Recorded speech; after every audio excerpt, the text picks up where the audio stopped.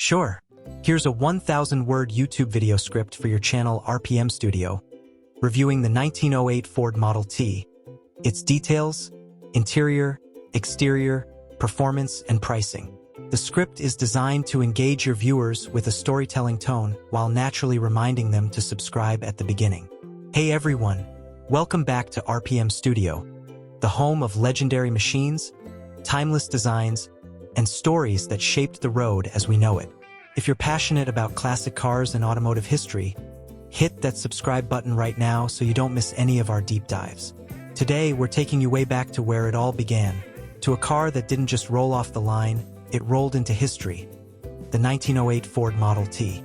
Now, if you're picturing a black box on wheels with thin tires and a simple horn, you're not entirely wrong.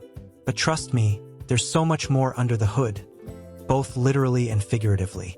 This car wasn't just a vehicle, it was a revolution. The Model T was the car that put America, and eventually the world, on wheels. Let's start by taking a close look at the design, the exterior. The 1908 Model T didn't shout luxury. In fact, it barely whispered it. What it did shout, though, was accessibility. When it launched, it looked pretty minimal by today's standards, tall, narrow, and lightweight, with a carriage-like silhouette that still carried the DNA of horse-drawn transport. But remember, this was a time when most people still used horses to get around. So the Model T looked futuristic, even space-age to many. It sat high on skinny wooden spoke wheels with solid rubber or pneumatic tires, which made it surprisingly capable on the terrible roads of the early 20th century. Roads back then, more like trails. But the Model T's high ground clearance made it adaptable, from muddy farms to early city streets.